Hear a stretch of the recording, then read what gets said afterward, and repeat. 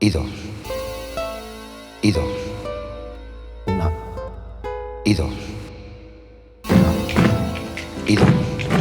Hello and welcome to Cortesnyc Livestream, the podcast. This show broadcasts out of New York City. We are your hosts, Cortesnyc, And Carla de Puerto Rico. and on this show we talk about art, creativity, city life from a Latino perspective. I'm a visual artist. And I'm a singer. And this is episode 96, Four Little Piggies. As always, you can find us on iTunes, Stitcher, Podbean, and Spotify, and on social media on Facebook, Instagram, and Twitter. And don't forget my online store, cortesnyc.bigcartel.com. You can find some of my merchandise, my graffiti merchandise, and you can help support a local artist. Also, we want to give a shout out. Last weekend, we were fortunate enough to be part of an event put together by Robert Cortesnyc Jr., Joseph Grant Jr., 5 Points Creates, Mears One, and Marie Flajoul. Just want to give all you guys a shout out. It was a great time. I was humbled to be a part of that. And let's get on with the show.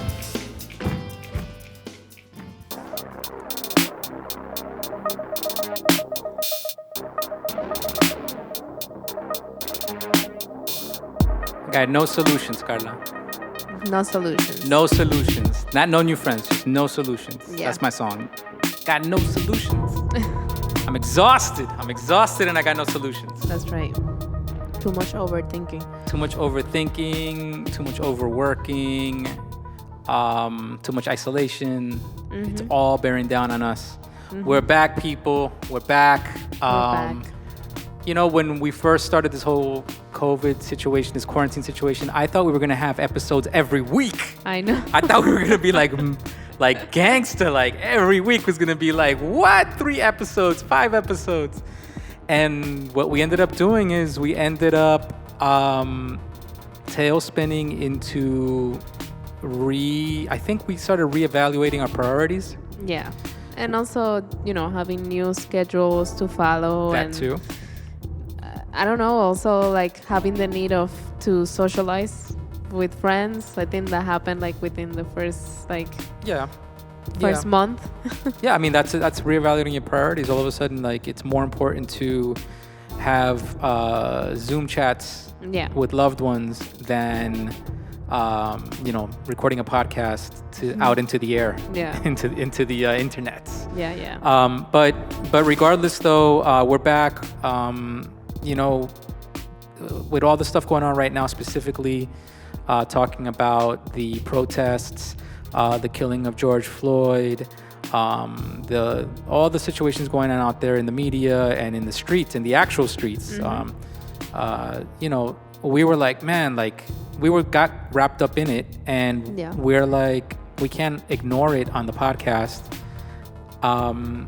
I don't think this podcast, I mean, we talk about things, but I don't think we've ever been like hardcore political, but we have talked about our politics and what we feel. Yeah. And I think this is going to be the same situation here. I don't think we're going to get, we're not going to bring any solutions to this, and we're not going to speak for movements that are going on out there. There's so many different movements, so many different agendas. Yeah. Many things. And now we even just finished watching a press conference with the police union. They have their agenda now. Exactly. Now they're protesting and they're the victims. Everybody's coming out. So I don't think we have any solutions for this. But what I do think is on this podcast, this has been a good opportunity always for us. Maybe more me than you, but I think you've also done it. This is more of an opportunity for us to vent, to get out some of these demons, kind of get some ideas out on the table, kind of think it through. And we invite you guys, as always, to listen to this podcast and think it through with us. Yeah. You don't have to agree with us. If you don't have to agree with us, but you don't have to argue with us either. But we can come to an understanding. yeah, this is more like let's all agree to be alone together. Yeah. Let's all agree to have different opinions, but together. Right. As one. I invite you guys to do this exercise with us. Just kind of go through this process. Let's just kind of document, what's happening in our lives right now, and kind of what do we feel about it. That's all we can do. We don't have real deep solutions. We're not politicians like that. All our politicians are fucked up, in my opinion. Yeah. From the president down, All of them. everybody can be criticized. Everybody has 2 sides, 3 sides to them. So I don't think any politician is going to come in and solve this.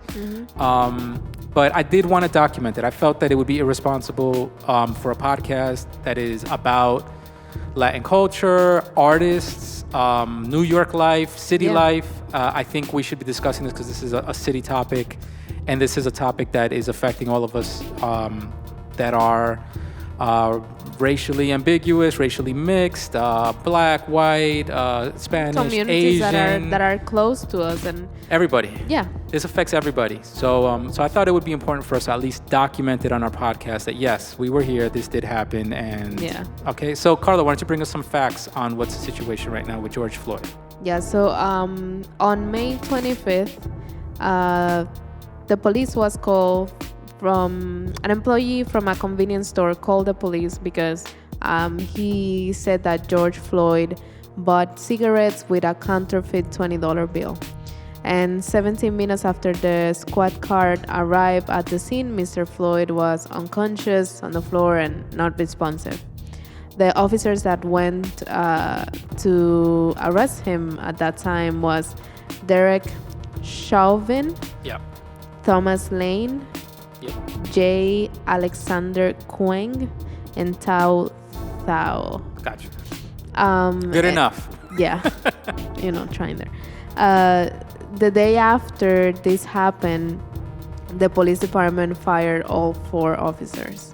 And what happened exactly in that event is that they arrested George Floyd, and then for some reason, according to the video that I think we all have seen, they put him on the floor, and specifically Derek Chauvin put his knee in George Floyd's neck.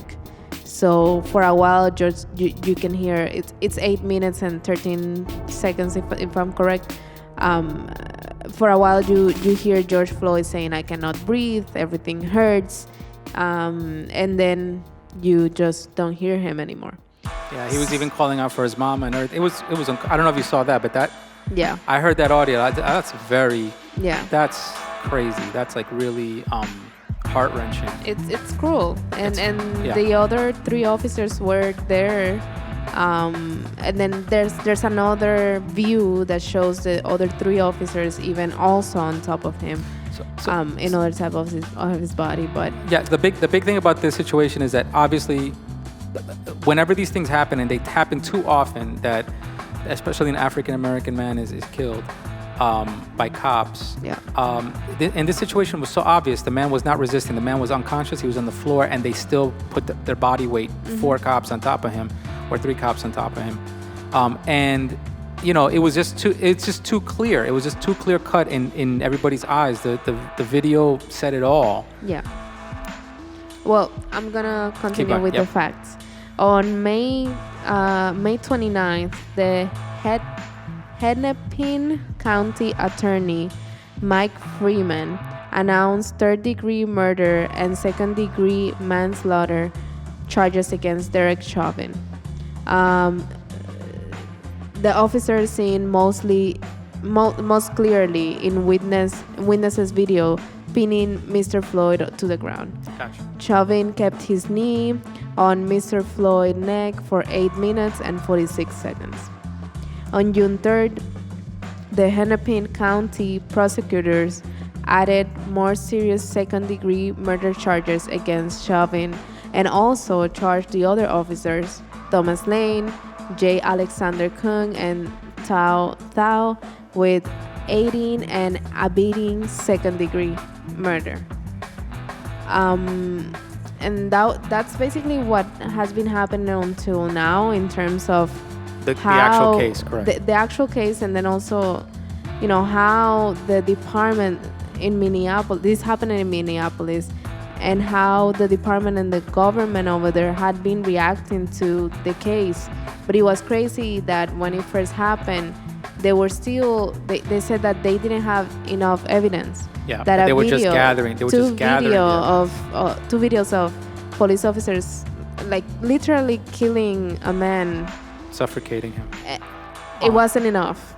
Like it wasn't enough. They showed the full 8 minutes from George Floyd talking and saying he cannot breathe to being completely unconscious and still having his knee on George Floyd's neck. It's crazy. How is it that you need more evidence? The other issue about this was when they first did an autopsy, they had the same guy who did the autopsy for several other state killings, and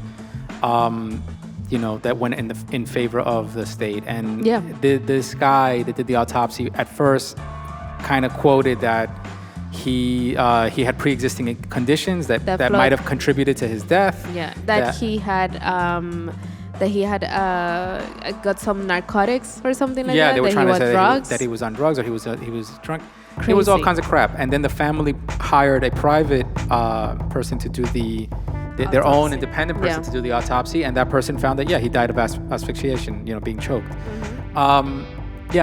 So obviously this is an ongoing case, so we don't have solutions or facts as to like who's guilty, who's not, and what's going to happen. But the way it's going looks like it's obvious that they were trying to cover it up, or trying to buy time to cover it up, to find other ways to cover it up. But quickly everybody saw everything. It was too clear cut, and people took to the streets to protest. I think the protesting this time, we've seen protesting before throughout the different cities and in America and around the world. We were just looking at some old footage of 2014 for the Eric Garner case, when Eric Garner also was killed unnecessarily by police, where there was a lot of protesting and even cops were killed, and there was a lot of things that went down, and Black Lives Matter really put the movement put their signature on the map of everything. Like, hey, whenever this is happening, remember Black Lives Matter. Right. I think in this case, it mattered more than ever. I think you could just see that video was evidence that the police really feel that Black lives don't matter. Yeah. It was just so obvious the way they just let it happen, let his death happen. Yeah, and like we have been talking a lot about this, but I've been telling Chris that this is like the perfect storm. Everybody's inside their houses. There's another thing happening that is very clear. It's a pandemic. And even during a pandemic, police officers just cannot resist.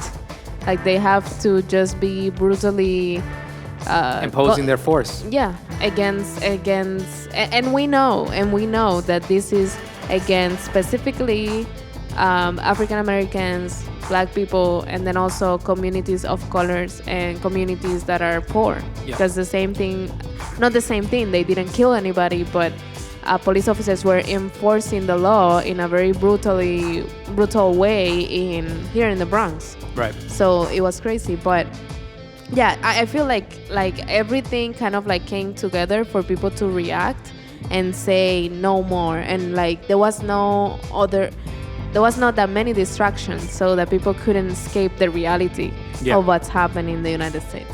And I think that's a blessing. The curse of it is that, and I was kind of like hinting at it before, I do see, because everybody's got free time, I do see too many cases, too many different opinions out in the streets. Definitely. I see everybody, raising their own flags and getting in their own pedestal, taking advantage of the moment to speak up for themselves. Definitely. I don't think it's negative, because hey, if you want to say something, say it. There's free speech, and everybody has a right to speak up, and if this coincides with your cause, that's great. Right. But I do so think many voices. I do think right now, and I think more than ever, we saw it on social media. This whole thing with the show not support, but like show unity. Yeah. A sign of unity. Post black squares on your social media. People posting information and spreading information and reposting information. People that maybe never before felt connected to this suddenly feel like the timing was for them to be connected for whatever reason to identifying with the victim. Yeah. That it was clear cut. This person was a victim. He was an innocent person. Yeah. I think the protests started as a positive thing. Mm-hmm. Quickly, it escalated into news of and video clips of people looting. Yeah, let me tell you a little bit about that. So, go for it. The protest began in Minneapolis on May 26, so a day after George Floyd was killed, following the killing of George Floyd. And on May 31st, protests have turned violent in various cities. And that's what happened. It started in Minneapolis when they went all out, and then it kind of like transferred to other cities. By early June, protests has been organized in all 50 United states, as well as territories. And at least 200 cities imposed curfews by June 3rd, while at least 27 states and Washington, D.C. activated over 74,000 National Guard personnel due to the mass unrest. By June 6, protests over Floyd's death had spread worldwide. Protests in Europe, Australia, Africa, and elsewhere have been against the that they perceive as racial discrimination and police brutality. And on the weekend of June 7 and 8, surfers around the world held a paddle out that is a Hawaiian mourning tradition. And what is very interesting to me is that there's already a Wikipedia kind of like article for George Floyd protest.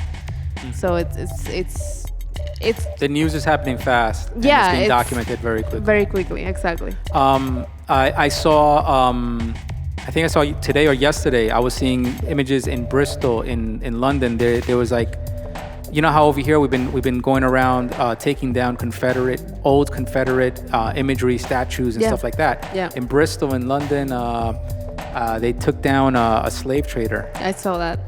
They took the statue down of a famous slave trader, and they graffitied it up and dumped it into the river.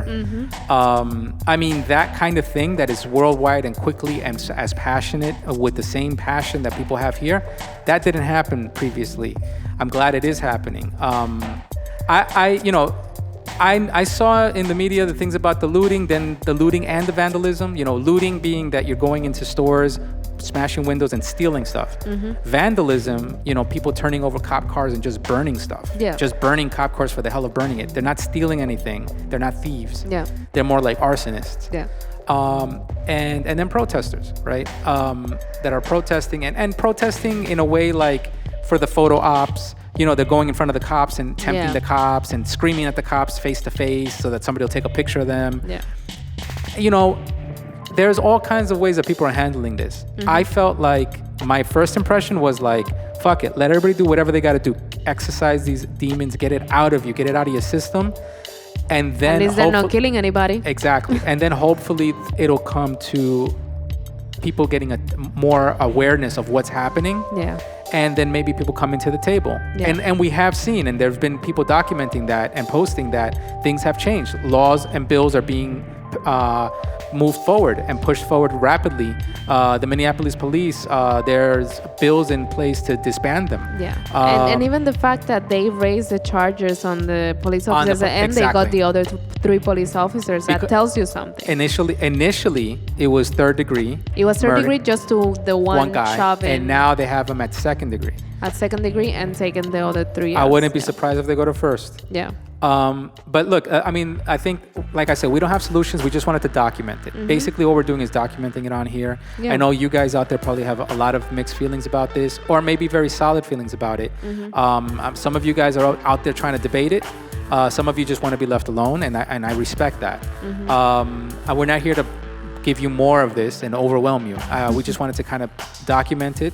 But then at the same time, we cannot ignore it. No, we can't happening. ignore it. Exactly. You cannot ignore it. If you're out there ignoring it, completely ignoring it, I understand if you acknowledge it and you say you just don't want to discuss it. Yeah. But if you're ignoring it, there's something wrong with it. Yeah. Because this is something that's been going on for a long time, and right now people you're not allowed to ignore it now. No, and that's the thing. Like, this is not just one case. This is many, like it's hundreds, it's thousands, it's incredible. And the thing is that now I think this was a time where what I have seen in the protests is that everybody's coming out. Yeah.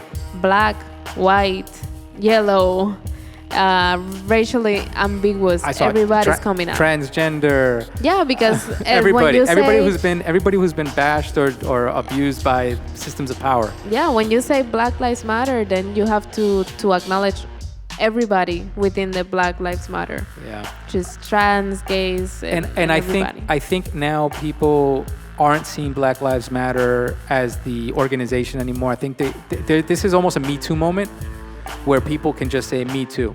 Right. Like Black Lives Matter lets you know, like, yeah, I also feel that Black Lives Matter as an individual. Yeah. And listen, man, New York, we were already under lockdown. They imposed curfews. Yeah, last week. Last week they imposed curfews because of the protests. And I'm still saying, you know what? Fuck it. Let them protest. Mm-hmm. Let them protest. It was more because of the riots and looting. Because I think it was last week on Monday or so, something happened and they went into 34th Street and they looted Macy's and everything else. Gucci and all kinds of places. They did downtown Soho first and then they did 34th Street. Look, if you're part of the police department, right, and you have a police system is there to enforce laws. That's their only job, is to enforce laws, right? They're enforcers, and they're crooked. And you stop breaking that deal with civilians, with society, that says, hey, we'll enforce the laws as long as you guys obey them. Mm-hmm. And then you have innocent people dying. People start to feel like, you know what? Why be good? Why follow the laws? If you guys are not going to enforce the laws correctly, why should we even follow them? Yeah. And what people are going to do is they're going to go out there and break the laws that they feel comfortable breaking, whether it's looting, stealing, whether it's burning stuff, or whether it's protesting and showing civil unrest. But people are going to do what they're going to do. You lost control. Yeah. You as the organization, as the system of control and all that, you guys abused your power. And I don't see that this is unexpected. I feel like they should have expected it, and they should have already have in place a better protocol between the police and its citizens, instead of playing victims or saying, oh no, Blue Lives Matter, or whatever the hell they want to say, or say, hey, we're undergunned or whatever. Instead of doing all that, they should have a better protocol by now to be able to say, we side with you. And it's not just taking a knee. It's we side with you. We walk with you. We want to hear your anger. We want to hear your anger. We want to walk with you. We want to meet with the community. Correct. We want to talk to you. We don't want to police you. We want to understand you. Correct. But unfortunately, they didn't. Unfortunately, they took the protesters head on, started bashing them, met them with tear gas, met them cornering them on bridges, doing things that were aggressive, unnecessarily aggressive, or proactively aggressive, that escalated things. Yeah. One last point on this. We even had, I hadn't seen protests for Black Lives Matter here in Flushing, Queens. Yeah. And last weekend, we finally saw that, and we caught up with them and we joined them for a little bit. Yeah. But it was really moving to see Latinos, African Americans, Asians, white, all different. There was South Asian and Indians and everybody that you would see in Flushing, all together there, and they were all for the same cause. On the same cause. This is not right. This has to stop. Mm-hmm. The abuse of power has to stop. Yeah. And everybody's saying Black Lives Matter unashamed. Yeah. You know what I mean? Not shying away from it, because it's time. You know what I mean? Yeah. Like this is a global problem that's been going on for centuries. Before we can change or make a revolution happen in the streets, we have to have a revolution in our own minds and in our own souls. Yeah. We have to change the way we see other races, us, them, us, and realize that it's all of us together. Yeah. We're all together. We're one. We're a human race.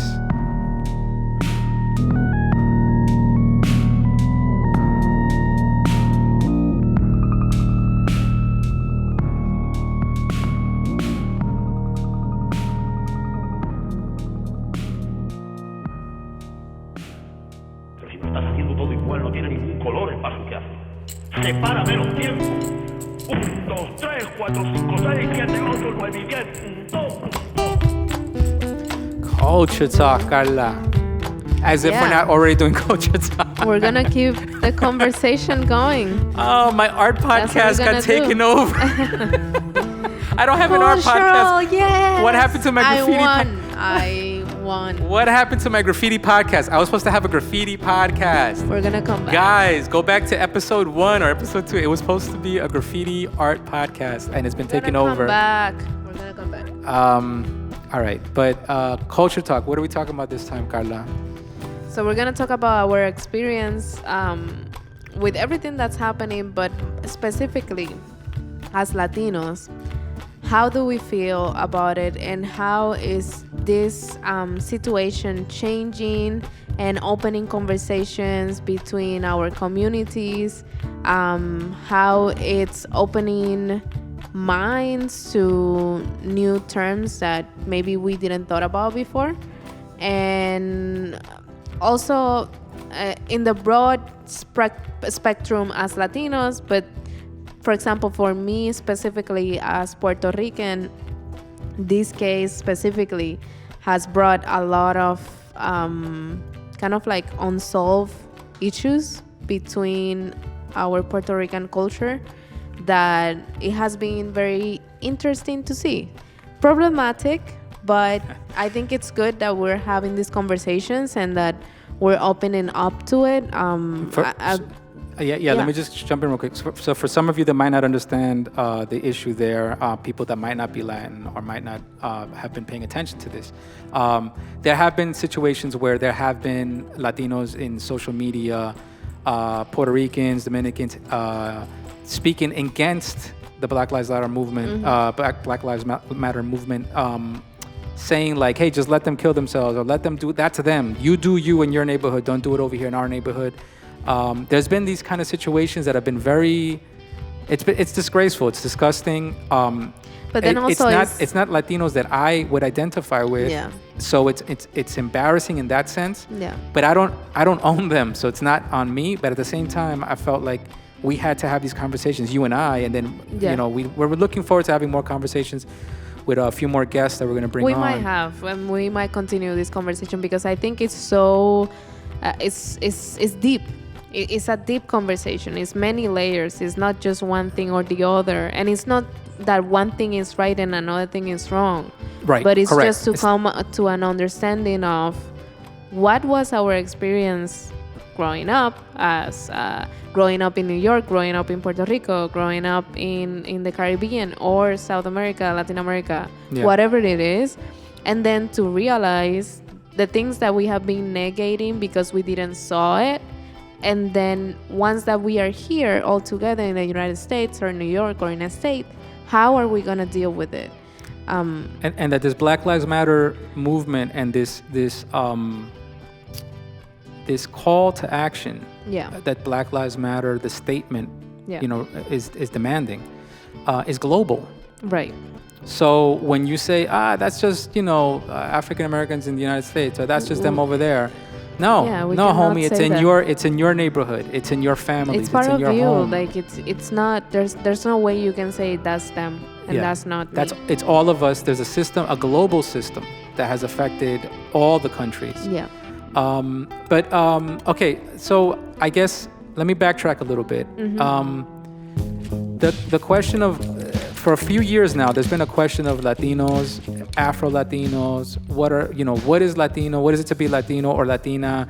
Then people started coming up with the phrase Latinx to include the different genders, because gender is a big issue now. It's a big hot topic. Non-binary, nondescript. However you want to identify, or if you don't want to identify. Correct. As some people feel that Afro-Latino doesn't identify everybody. Some people feel that Latino doesn't identify everybody.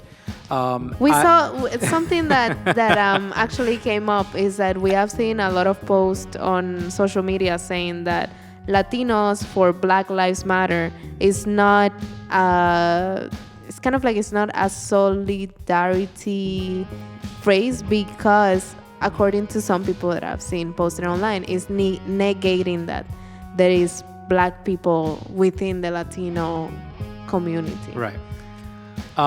What do you think about that? So that's what we were going to explore, and we wanted to explore it right here. And I mean, obviously, the listeners can't communicate back and forth with us, so it's just going to be you and me exploring this from our perspective. Yeah. And if you guys don't know me, if this is the first time listening, I'm Latino by family, by blood. My family's from Colombia. I'm first generation born in New York.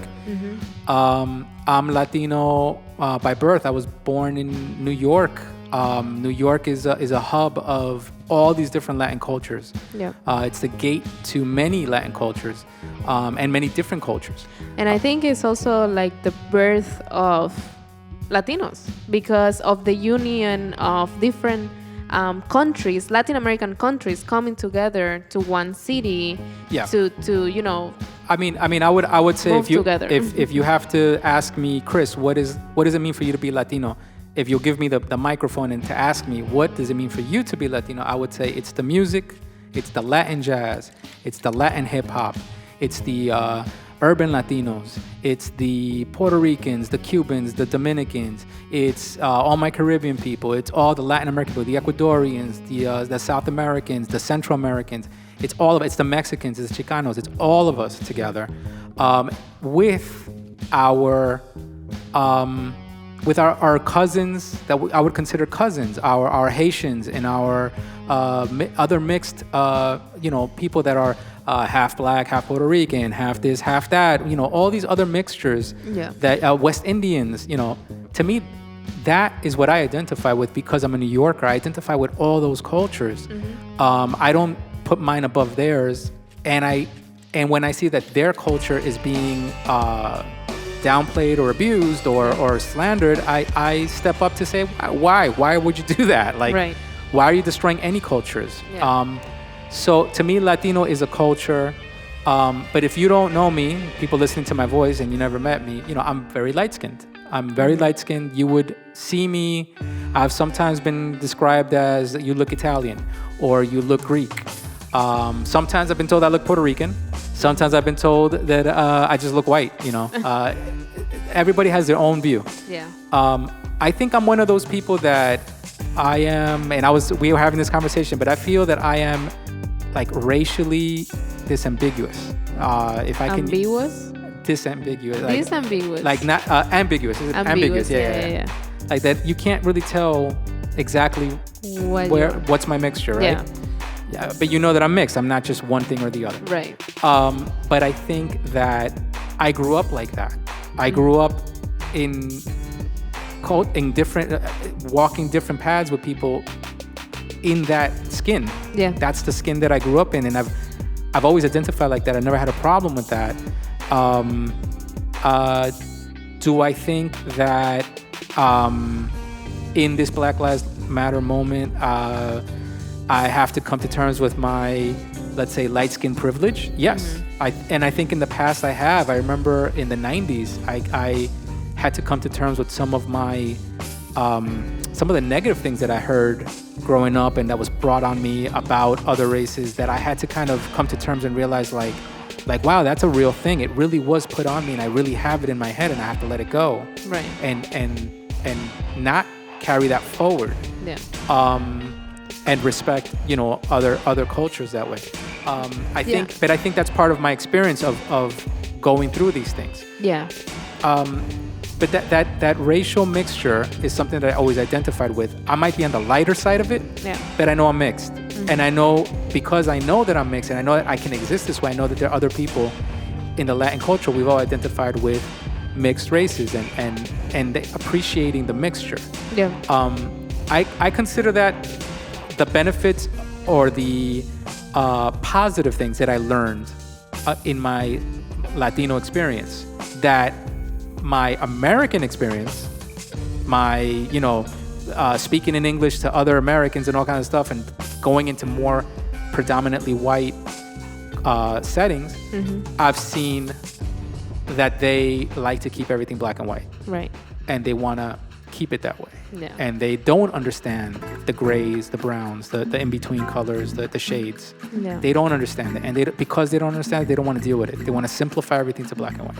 Yeah. And I've dealt with that. And so I think in this moment with the Black Lives Matter thing, I feel like I'm the first one to jump forward and be like, Black Lives Matter, of course they do. I'm the first one to scream it from the top of my lungs because I feel that it's an important thing that I've seen growing up here in New York that's never gone away and needs to be addressed already. Yeah. So it's a long time frustration that I've seen. I don't think this is a Latino moment. I think this is a Black Lives Matter moment, even though Latinos are in there as allies. Yeah. But I don't think it's a Latino moment, and I think Latinos will have their moment to address some of their concerns or their issues. But I think right now that it's a very clear-cut situation, and as an ally, that's all you can do is acknowledge that it's their platform right now. We all got to push that platform, because if they're not free, how are we ever going to be free? Yeah.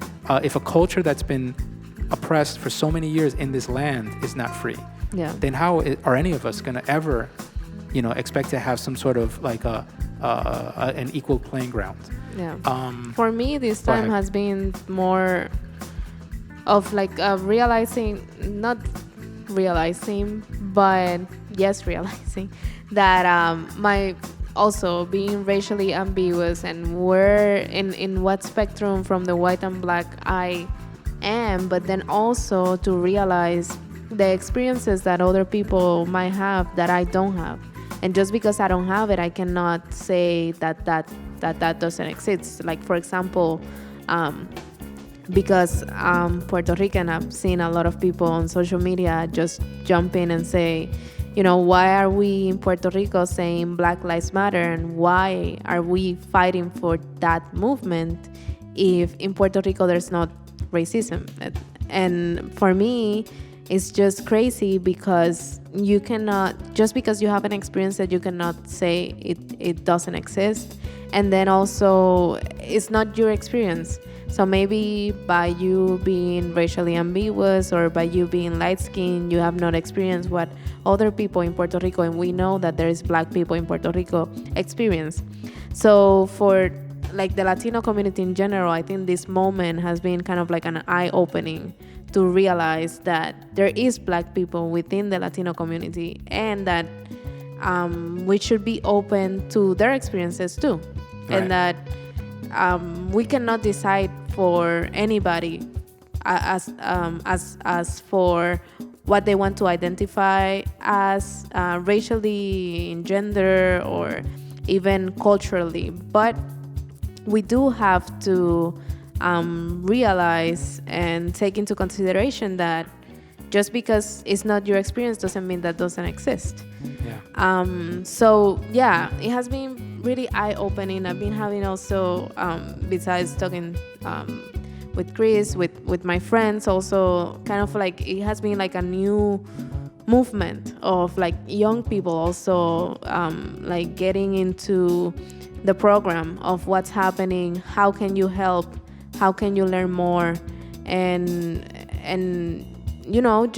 just talking about it and sharing experiences and see how we feel about it. Yeah. And I think that's the best way to learn, is to have conversations that are gonna be hard, are gonna be uncomfortable. You might be afraid to ask some questions, but you can if the trust is there and all that. I think there's been an old cliche that young Latinos or Latinxers or whatever you want to call yourself, that we all kind of have had, where it's like, oh, well, it might be my grandmother, it might be my parents that are old school, and they don't know, or they don't understand, that, yeah, they're from Puerto Rico, or they're from Colombia, or they're from Ecuador, or wherever, but now we're here in the United States, and here in the United States, there's a racial issue, and now you're in it. Right. You're part of it because you're living here. You were always in it. Exactly. But you just didn't realize it. This country exasperates it. This country really forces people that are mixed to choose corners. For sure. And that exasperates the racial tension. And then also, like, if you think about the history of racial and discrimination in this country, I saw a post you shared on Facebook that a girl that she wasn't allowed to study with. Yeah, the first girl that went to a mixed school.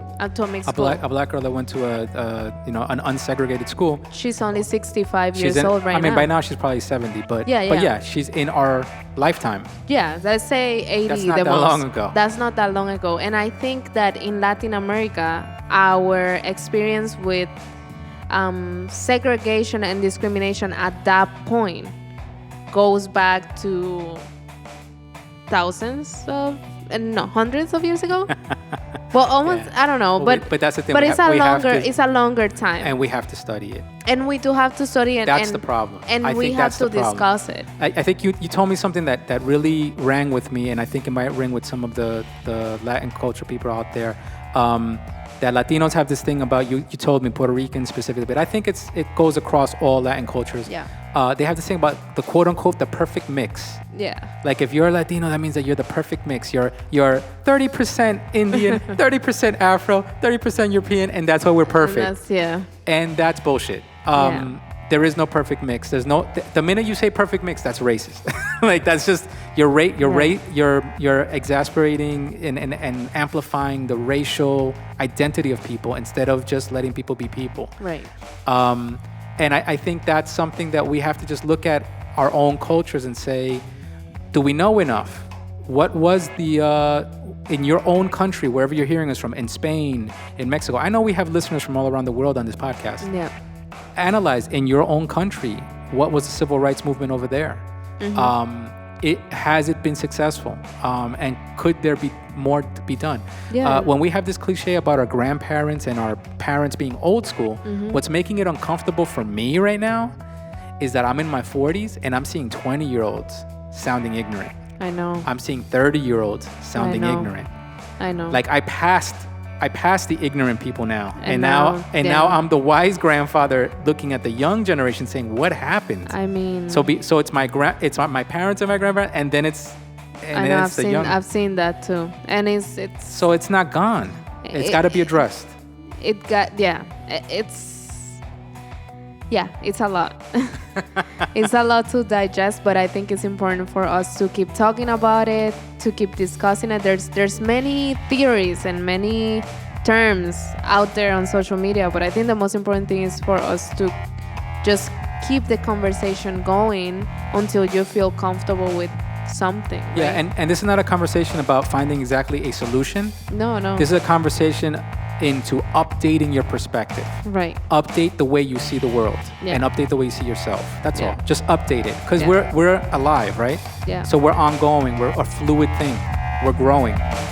So update yourself for 2020, and then think ahead. At the end of the day, Black Lives Matter. True.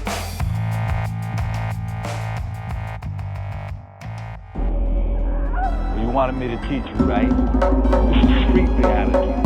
All right. There will be no Hablando Español. Hablando Español. Attention, everybody. Hablando Español is canceled today. Just for this episode. Hablando Español is canceled. It will resume its regular schedule on episode 97.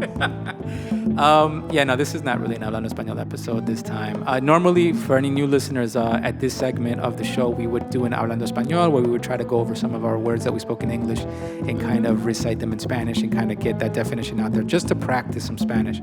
I think this time what I want to do is take this last few minutes of the episode to talk about an experience that we had this last weekend. Yeah.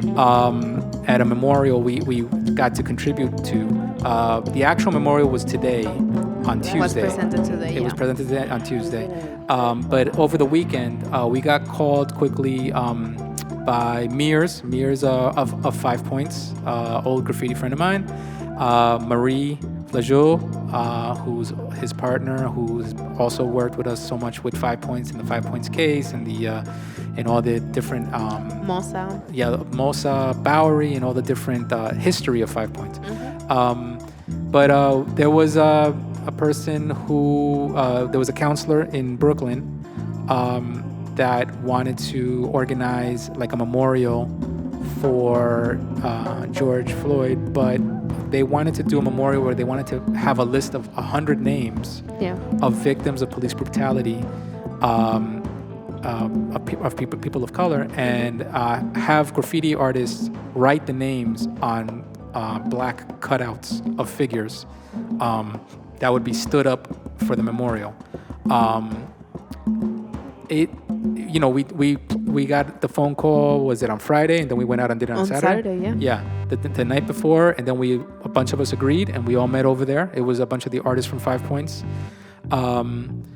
we brought our own supplies. We didn't get paid. It was basically, us just saying, you know what, this is the right thing to do. Let's just do it. And we spent the afternoon there writing these names in our graffiti hand styles. I was very skeptical in the beginning. I'm very skeptical of politicians. I get uncomfortable with being a puppet for a politician. It's uneasy. But we reviewed what was the intention, and it sounded like it was okay to do. Like it wasn't like we were gonna accidentally send the wrong message in any kind of way. You want to be careful that you don't, as an artist, that you don't send the incorrect message and that things get misinterpreted. I think the idea made sense and it was fine. The message would probably be received okay. I was worried mostly that people might misinterpret writing the deceased's names in graffiti, that they might misinterpret it as like we're like part of like vandalism or like thugging them somehow. You know what I mean? Like I know that people have a perspective on graffiti that maybe might be misinterpreted, but I was reassured when I heard that the councilman himself felt that yes, it's the right thing to do. Graffiti is the voice of the streets. Graffiti is the voice of the people. It would read better that way than just typing it out in some straight generic font that you would see like in a New York Times or something. So I think I understood it. When we started doing the project and started taking the silver markers and everybody was, taking turns writing different names in different hand styles. When I started seeing people decorating the names, going through the list one by one, I think then I started feeling it. I started feeling the experience, because so many times on this podcast we've talked about art is not just the final product. Art is the experience of making the art. The process. The process is more important than the final product for the artists. Yeah. And I started feeling the process. I really did. Once I got like 5 names down and I started looking at the names and I started reading the names and memorizing the names so that I could write it down. And I started realizing that some of the names were repeating. Yeah. There was another Eric, another Steve. There was another guy named Brown, another guy named Johnson, And I started seeing these names repeating, and I was like, I started thinking, were these guys brothers? Were they maybe related? And I started feeling weird, like, what if they were related? This is horrible. Yeah. Then I started finding names that I identified with, names that sounded like people that I knew. Because maybe they were Spanish or something, and I was like, hey, that sounds like a familiar name. And then I started really thinking, like, man, that could be me. You know what I mean? That could be my cousin. That could be one of us. Yeah. I got to count my blessings. Yes, it hasn't been. But it makes you identify with the victims more, and it makes you identify with the stories.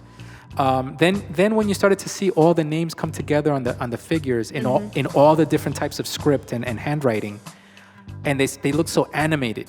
Yeah. That it looked as if the person themselves came to sign their own name. Because it had a different handwriting style, it looked like different people signed it. That made it come to life, and that made me feel really weird and eerie. At the moment, I started getting a little more solemn. I started taking breaks a little bit and sitting down a little bit and kind of looking and like absorbing the moment, because I was like, man, these are dead people we're talking about. Yeah. This is not just a piece of art. This is not just I don't think I've ever done a memorial. In my career, I don't think I've ever done a memorial for anybody. And I think this was the first time and maybe the last time, because it really got to me a little bit. I started feeling it. And I don't know if I liked that feeling. It made me feel upset. It made me feel frustrated. I mean, it's also the way that, It's the story behind it, but Yeah. It made me feel like I'm creating something that they probably would have appreciated, and they're not here to appreciate. Yeah. Normally when I write somebody's name, I get to show it to them. Yeah. And they'll never see it. Yeah. But overall, the memorial went well. I saw the video footage of it. We're going to post some of it on the Instagram, Cortesnyc Livestream, and you guys can see a little bit of the memorial and get a feeling for how it went down. But I think it was a special thing in Brooklyn. Shout out to the people who organized it. It was a beautiful Saturday. And this comes to the end of our episode. yeah, this is it. But if you want to continue the conversation, follow us on Cortesnyc Livestream on Instagram, Cortesnyc Live on Twitter, and Cortesnyc Livestream on Facebook, and we can continue the conversation going. Yeah. Again, we're not in this camp. We're not trying to find solutions. We're just trying to talk. We're trying to talk. We're trying to get it out there. All right, guys. Understand each other.